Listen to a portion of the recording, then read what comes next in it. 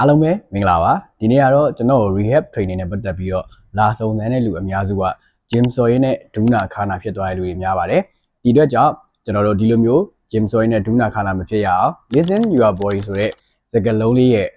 အဓိပ္ပာယ်လေးကိုတခြားလေးပြောပြပြီးတော့ရှင်းပြပေးပါမယ်အားလုံးပဲမင်္ဂလာပါကျွန်တော်ကတော့နေ့စဉ်ဘဝနေထိုင်လှုပ်ရှားမှုပုံစံအမားတွေကြောင့်ဖြစ်တဲ့ဒူးနာခါနာပခုံးနာခြေချင်းဝတ်နာခြေပနှောက်နာစတဲ့နာကျင်မှုဝေဒနာတွေကိုသိပ်ပန်နေကြလေ့ကျင့်ခန်းနည်းစနစ်များဖြင့်တက်တာပြောင်းကင်းအောင်ပြုလုပ်ပေးနေတဲ့ rehab trainer ပိုင်ဆိုးပဲဖြစ်ပါတယ်ခင်ဗျာ listen your body ကိုယ်ခန္ဓာကိုယ်ကအချက်ပြတဲ့တွေကိုတေချာလေးနားထောင်ပေးဖို့လိုအပ်ပါတယ်ဒီနေရာမှာကျွန်တော် pain point လေးတွေပဲအဓိကထားပြီးတော့ပြောပြပေးချင်ပါတယ်ဘာကြောင့်လဲဆိုရင်ကျွန်တော်တို့အယိုးကနာတာလားအယိုးစစ်တွေကနာတာလားကြွက်သားကနာတာလားဆိုပြီးတော့မကွဲတဲ့အတွက်ကြောင့်ဒီလို injury တွေဒူးနာခါနာတွေပြဿနာတွေကိုပို့ပြီးတော့ဖြစ်စေတာကြောင့်မလို့ပါ okay ကျွန်တော်တို့ပထမဆုံးထိုင်ထလို့ရင်းနဲ့ squat ထိုင်ရင်းနဲ့ပေါ့နော်အိမ်မှာထိုင်ကုန်မှာပဲထိုင်ထလို့gym မှာပဲ squat ထိုင်ရင်းနဲ့ပဲဖြစ်ပေါ့နော်ကျွန်တော်တို့ဒူးကောင်းတွေကမြက်ကနေဖြစ်သွားတယ်စူးကနေဖြစ်သွားတယ်နာကျင်တဲ့ခံစားမှုမျိုးဖြစ်ရင်တော့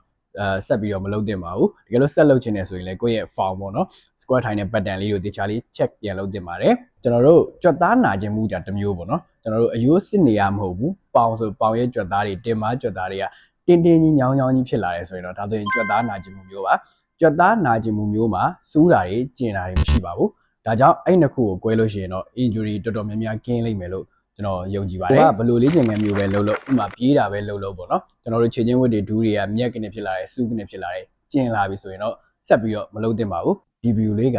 ကျန်းမာရေးလိုက်စားနေတဲ့မိတ်ဆွေတွေအားလုံးအတွက်အကျိုးအများကြီးဖြစ်စေမယ်လို့ယုံကြည်ပါတယ်ကျွန်တော် ਨੇ အနီးကပ် rehab training လုပ်ချင်မှာက Telegram Viber နံပါတ်3996998666တို့အသေးစိတ်ဆက်သွယ်စုံစမ်းမေးမြန်းနိုင်ပါတယ်ခင်ဗျာ